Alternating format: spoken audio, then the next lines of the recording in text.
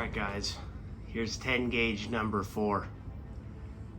If you don't know what you're looking at, this is an H&R single shot SB2 model 10 gauge, obviously 3.5 inch chamber. So what's unique about this one is the camo stock, the 23 inch barrel, threaded for choke tubes, uses standard Browning Invector, so if you've got a gold or BPS, you're good to go. I found this shotgun at a pawn and gun shop outside of the Lehigh Valley, and was definitely not expecting it, stumbling upon it. I've been looking for one of these for pretty many years. Every time you see them on Gunbroker, they're in that $800 to $1,200 range on a regular basis. I know it might be a little bit tough in the videos, but this gun is probably 98-99% metal finish. The rear stock is probably 95-96%. The front stock is probably more like 90%. I'm not quite sure. There's a little bit of camo finish. There's no dents or dings or anything, but it's pretty darn close to new. I don't believe it was ever fired either. It's a pretty nice gun. It's probably not something I'm going to use a whole bunch. It's basically a turkey gun for all intents and purposes. I'm not the biggest turkey hunter, but I do go out a couple times a year, generally speaking. And this is basically perfect. I don't need, a semi-auto or a pump action or anything like that. One shot's good enough for me. Like I said, not the biggest turkey hunter, but it's definitely something nice to have. We'll definitely get some close-ups. I'll get some measurements. I'll get some weight for you. But it is hammer fired. There is no safety, so it's all what's between your ears and trigger discipline.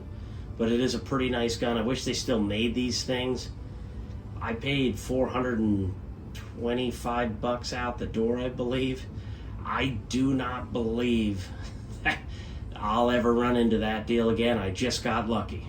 Just plain and simple. I think the last one I saw on Gunbroker went for $1,000 or more than that. I've seen various ones go somewhere $800 to $1,000. They are basically the perfect turkey gun. I mean, they're short because it's a break action. A 23 inch barrel on this is shorter than a pump action 12 gauge with an 18 inch barrel. So it's a pretty nice setup. Lots of knockdown power, if that's a unit of measurement for some of you guys. But it is pretty nice. It came with a factory choke tube. So next I'll get some close-ups, some measurements, and some weights for you. If you don't know, there's actually a steel bar in the back stock. You'll hear it kind of slide around a little bit. They do that to add a little bit of weight to the gun due to the recoil. I might take the butt stock off and stuff, like a piece of foam in there, so it doesn't rattle around. It doesn't bother me that much, but just something to keep in mind. So if you pick it up, nothing's broken. All right, let me move over to the bench, and then we'll get some close-ups. So as I was saying, it is a camo fore-end and stock. The downside is it's still a basic run-of-the-mill wood stock, probably birch, I'm guessing. So the downside to that is I do not believe the camo finish adheres as well to the wood, because I know I've seen some older SP10s and older Remington guns. It just doesn't seem like it holds up as well, and then obviously you get dings and things like that. So what I'll do is I'll get a measurement of the barrel here for you.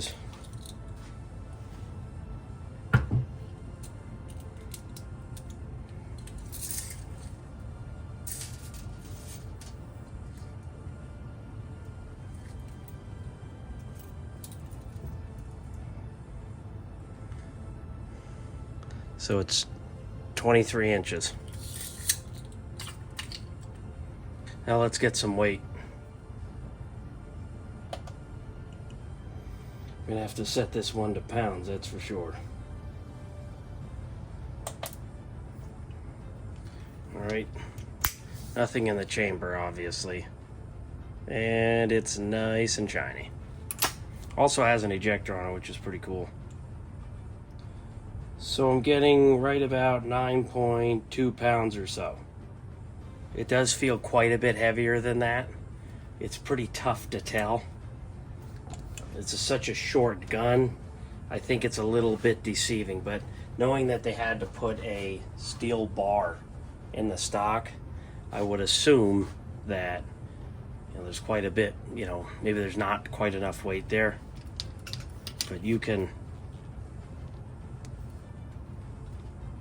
I don't know if you can hear that, but it's moving back and forth. So here's kind of a close-up of the butt stock, H&R butt pad. You can tell it's in really good shape.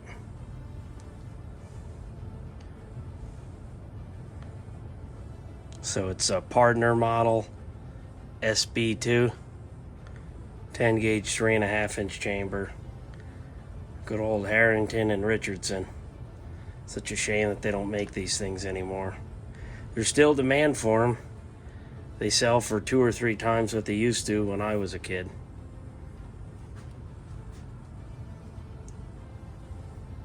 I thought that was pretty cool.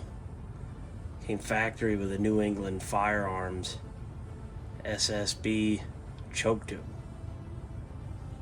And that thing doesn't look like it's ever had a round through it. Like I said, you can tell that this gun is just in amazing condition. And right there, some of that camo finish that's kind of worn off. And clearly the guy before me tried to hide it with maybe a little bit of Sharpie mark or something like that. Which is alright. $425 out the door. Don't mind if I do. The hammer is pretty tough to cock back, which is kind of surprising. And it's really a nice trigger. It's got almost no creep, but it's a little stiff. I think the last time I checked, it came in somewhere around that 4.5, 5 pound range, but that's plenty okay. And then, like I said, yep, you hear that little ejector. But it is a pretty darn nice gun. I figured I'd show it to you. Pretty excited about it. Thought it was a pretty neat gun, pretty cool find. Not something you see too often, that's for sure. All right, I think that about wraps it up. Pretty shortly, should be coming out with the patterning videos that I've been promising. I've got them on paper for the 20 gauge, 12 gauge, 10 gauge. I've got steel and bismuth for 20, got bismuth for 12, and I've got bismuth for 10 gauge. And the 10 gauge recipe that's going to be a good one, so stick around for that. It should be coming here pretty shortly. All right, guys, thanks for watching.